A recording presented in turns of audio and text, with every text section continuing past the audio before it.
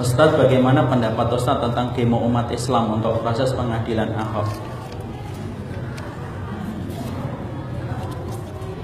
Sesungguhnya gini, kita bagi menjadi beberapa item terperinci. Jangan menyikapi satu masalah dari satu pendapat dan satu pembahasan, tetapi kita harus membagi menurut pendapat-pendapat sesuai dengan perincian yang ada. Apabila kita hidup pada satu negara yang telah menjalankan kitabullah dan sunnah menjadi rujukan hukumnya dan sistemnya, tidak boleh seseorang itu melakukan demo, karena bukan cara itu untuk memberikan nasihat kepada para pemimpin apabila mereka telah menjalankan kitabullah dan sunnah. Tetapi walaupun hal ini disampaikan oleh para ahlul ilmi, bukan berarti pendapat ini berdiri sendiri. Sesungguhnya ternyata pendapat ini disertai dengan pendapat-pendapat yang mengatakan boleh berdemo apabila konteks masalah yang terjadi adalah masalah yang besar. Dari mana dalilnya itu kemudian diambil? Dari salah satu kejadian yang terjadi kepada kehidupan para ulama-ulama besar. Pada tahun 4 Hijriah ada sebuah kejadian penghinaan kepada Rasulullah SAW dan adanya kemaksiatan yang tersebar di mana-mana. Lalu kemudian ada salah satu ulama besar di dalam madhab Imam Syafi'i, Abu Ishaq Ash-Shirazi.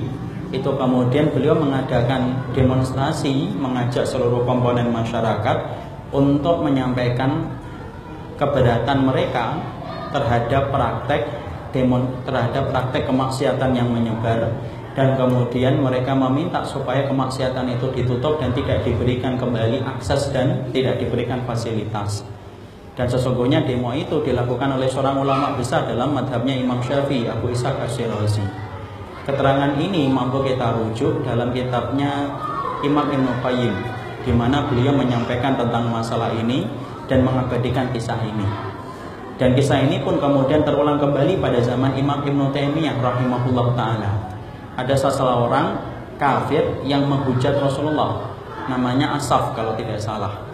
Maka kemudian Imam Ibnu Taimiyah bersama dengan Ibnu Faruqi, dua ulama besar, mendatangi penguasa untuk menyatakan kecemburuan mereka ketika mendapati Nabi yang mereka cintai itu dihujat. Maka kemudian karena para umat itu melihat Imam Ibnu Taimiyah rahimahullah ta'ala dan Ibnu Faruqi itu menyatakan keberatannya kepada para penguasa, maka kemudian akhirnya penguasa itu berkata, gara-gara kalian berdua ini, umat ini menjadi cemburu dan menjadi marah atas perbuatan Asaf ini. Maka akhirnya Imam Ibnu Taimiyah dipenjara bersama dengan Ibnu Faruqi. Tapi kemudian akhirnya keberatan yang disampaikan oleh Ibnu Taimiyah bersama para pengikutnya menjadikan Asaf ini ketakutan dan akhirnya dia masuk Islam. Maka kemudian sampai ketika dia sudah masuk Islam, dia berusaha untuk meninggalkan kaum muslimin karena dia ketakutan dengan ancaman yang ada. Maka kemudian di tengah perjalanan dia ditemui oleh seorang muslim, dibunuh. Sampai lahirlah kitab yang disusun oleh Imam Ibnu Taimiyah, As-Sarimil Maslul ala Syatimir Rasul, pedang terhunus bagi orang yang berani untuk mencela Nabi Sallallahu Alaihi Wasallam. Perbuatan ketika dibunuhnya Asaf tidak diingkari oleh Imam Ibnu Taimiyah rahimahullah ta'ala. Dua kejadian ini menjadi rujukan bahwasanya diperbolehkan seseorang itu untuk melakukan demo selama ada kemaslahatan besar yang terjadi dengan adanya itu. Pertanyaan ini kemudian disampaikan kepada salah satu masyayikh yang kemudian mengajar di Ummul Qura, yaitu adalah Ad-Damiji.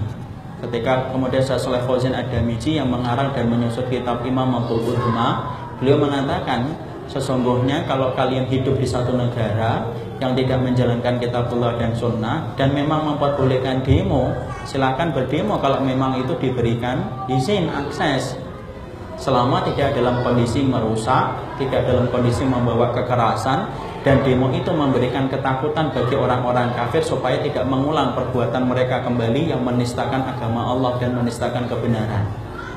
Itu ulama besar, Ad-Damiji ini ulama besar beliau. Maka kemudian disampaikan itu oleh beliau dan ini menjadi rujukan. Ya, apabila kemudian itu dalam konteksnya apabila negara itu menjalankan kitabullah dan sunnah. Kalau negara itu tidak menjalankan kitabullah dan sunnah, tetapi menjalankan demokrasi, sekulerisme, dan di situ memang memperbolehkan, loh yang salah apa? Ada yang salah kan berarti, selama kemudian tidak merusak dan tidak membawa kemudaratan yang lebih besar. Cuma catatan yang perlu diperhatikan, kalau kemudian kita berdemo, Tidak usah kita menghujat sampai kemudian terlalu berlebihan dan melampaui batas. Kemudian tidak perlu campur aduk antara laki-laki dan perempuan. Perempuan itu tempatnya bukan di jalan. Yang keluar itu cukup laki-laki saja. Perempuan-perempuan itu fitrahnya di rumah. Allah berfirman, waqarna fi buyutikunna. Sesungguhnya perempuan itu di rumah saja. Sholat wajibnya perempuan aja di rumah kok. Maka kemudian bagi perempuan, kalau saya melihat dari umumnya surat Al-Ahzab itu perempuan tidak perlu keluar rumah. Jadi masalah demo itu ternyata penjelasannya sangat panjang, tidak sesederhana yang sering kita sampaikan atau yang sering didapatkan. Kadang-kadang sedih kita.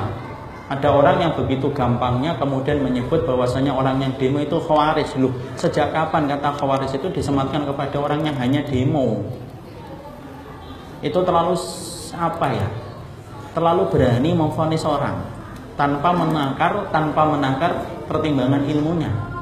Saya termasuk orang yang tidak terlalu suka dengan demo dan belum pernah ikut demo. Tapi khusus untuk masalah Ahok, maka sesungguhnya ini pertimbangannya sudah sangat berbeda.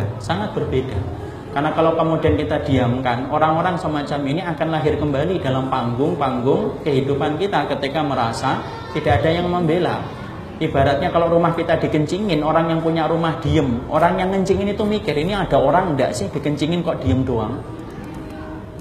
Jadi kemudian harus menunjukkan apa yang bisa menggetarkan musuh-musuhnya Allah itu bagaimana. Dengan catatan tadi, tidak ada ikhtilat, tidak ada pengerusakan, tidak dengan kekerasan, tidak menghujat berlebihan. Memberikan kekuatan bahwasanya kita ada siap untuk membela kalimat Allah dan siap untuk membela kalimat Rasulullah SAW. Jadi tidak sesederhana langsung mengatakan itu bukan sunnah. Kadang-kadang yang mengucapkan dengan gampang, padahal tidak merujuk kepada rujukan banyak ulama. Kalaupun kamu tidak setuju, tidak usah menjadi minyak yang membakar hati kaum muslimin. Jadi kemudian kalau memang kita belum siap atau belum setuju, setidaknya kita tidak terlalu menyalahkan. Orang yang kemudian berdemo tidak usah terlalu menyalahkan yang tidak berdemo, dan orang yang tidak berdemo tidak usah terlalu menyalahkan orang yang berdemo. Karena apa? Karena sesungguhnya demo kemarin ditunjukkan untuk menunjukkan kepada orang kafir, jangan ulangi kembali kata-kata semacam itu. Karena kami adalah keturunan Umar bin Khattab kami ini. Kami ini keturunan Umar bin Khattab, kami keturunan Hamzah bin Abdul Muthalib. Apalah arti nyawa kalau memang diperlukan ketika kami menjadi penerusnya Umar bin Khattab radhiyallahu anhu. Kira-kira kalau Umar bin Khattab hidup, kira-kira Umar bin Khattab diam atau tidak diam? Nah, sudah kan dijawab kan?